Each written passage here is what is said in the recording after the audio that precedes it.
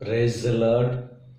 అతి శ్రేష్టమైన యేసుక్రీస్తు నామంలో మీ అందరికీ ఉదయకాలపు శుభాలు తెలియజేయుచున్నాను. ఈరోజు దేవుడు మనకు అనుగ్రహిస్తున్న అతి శ్రేష్టమైన వాక్యము 1 పేతురు 5వ అధ్యాయము 7వ వచనాన్ని చదువుకుందాము. మీ చింత యావత్తు ఆయన మీద వేయుడి. ఈరోజు దేవుడు వాగ్దానం చేస్తున్నారు, మీ చింతలన్నీ తీరుస్తానని చెప్పి.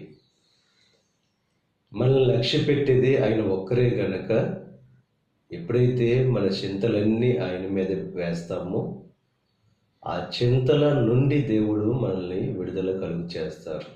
ఈరోజు ఎటువంటి చింతలతో ఉన్నారో ఆ చింతల నుండి విడుదల పొందుకోవాలంటే యేసుక్రీస్తు ఒక్కరే మార్గం.